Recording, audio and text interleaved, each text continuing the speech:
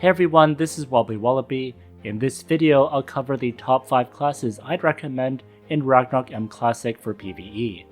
First, a big disclaimer, many classes are viable in Ragnarok M Classic. Often, many classes can get top DPS or don't get kicked.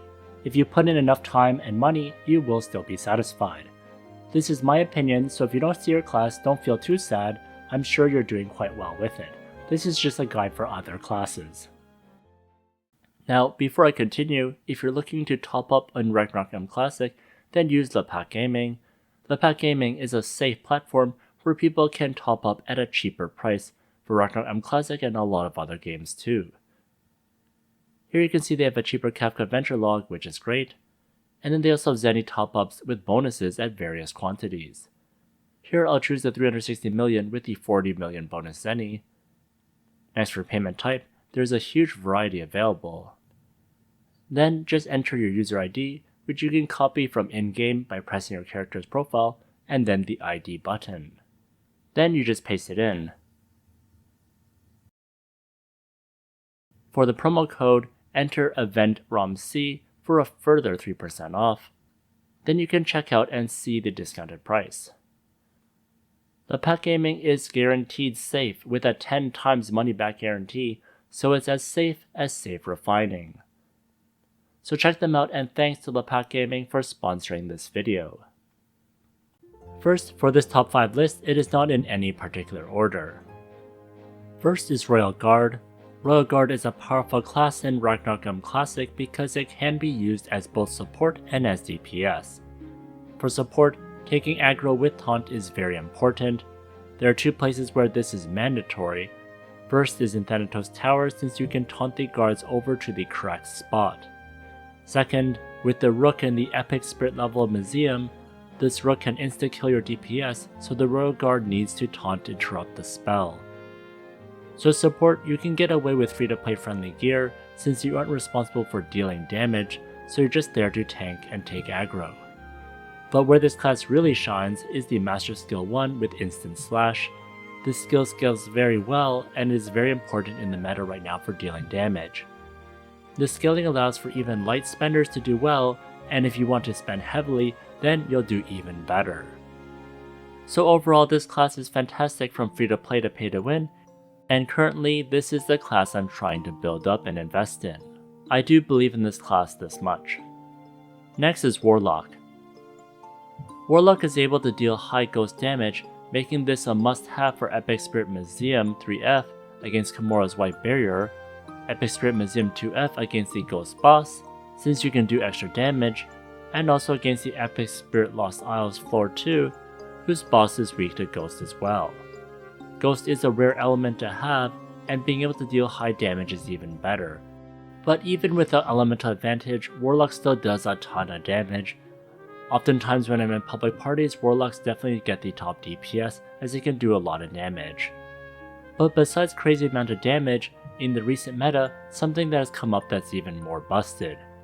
Using White Imprison to stop the boss from doing anything. This is an insane way to cheese out bosses, since 2 Warlocks can lock down the boss, and then anyone can just damage the boss while not taking much damage. Blue has a great video showing this lockdown technique. I'll put a link in the description showing how his team did it. And quite honestly, with how difficult these Epic Spirit bosses are, cheesing stuff out is definitely okay in my opinion. We can't always have a team full of whales to help us. I personally don't think Warlock is free to play friendly, as you do need pretty good gears and people do expect you to have high damage and be a DPS, so that's why I wouldn't put it free to play friendly, although I still think it's semi free to play friendly. But if you want the best magic DPS class, then definitely choose Warlock, it's the best option out there. Next is Archbishop, the best support in the game. Archbishops are a must-have in any PvE instance. This class is free to play friendly since you can have great impact even without good gear. If your gear sucks, you just have to be good at dodging stuff and have anti-death food active. For tankier Archbishops, you can definitely take more damage and have more room for error. So if you want to be the best support class in the game, who's often welcomed in any parties, then definitely check out Archbishop. The biggest downside though is this class does require a lot of knowledge of each of its skills and when to use it, Plus, you must know the mechanics and instances. So there will be a lot of pressure to know these things, but the good thing is there's lots of guides out there to help you out. Next is Ruin Knight. The class has scales very well due to Sink or Swim. Auto Attack Ruin Knights is a pay-to-win class, and you won't see great benefits unless you invest a lot of time and Zeny. The sad thing is you'll often be out DPS by more efficient classes, but you got to be patient and keep at it. Eventually down the road, you will see the insane DPS you were hoping for. This class is fun to play though, especially if you like building up something that's a long-term solution. This class also takes advantage of the MDef switch build, which I covered in this video. This is a great way to boost your damage further and give you an unfair advantage. So certainly, Ruin Knight is a very unfair class, but it takes a ton of investment before you can see these returns on investment. So this is the best class for DPS if you have a ton of money to spend. Finally is Mechanic. Mechanic is currently a popular class for free-to-play to pay-to-win players. You can do great damage, even with a lot of Rift gear. I personally play this class a lot as my main, and it does quite well. And yes, even with Rift gear. The APR is able to add a lot of extra damage, so that's great that you sort of have a helper with you at all times. And this is good enough to even solo the Brave Golem, which I've shown in this video. And to be clear, I definitely don't have very good gear with this. I have a lot of Rift gear as well, so there's definitely potential just based on how efficient this class is.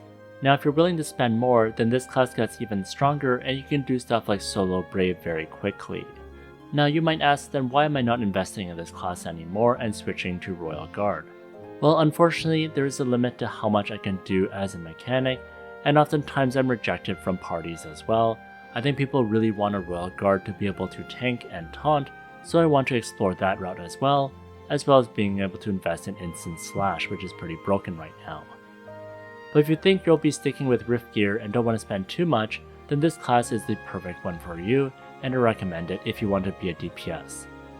Well, those are my choices for the top 5 classes for Ragnarok M Classic.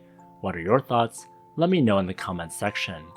If you enjoyed this video, please like, comment, and subscribe.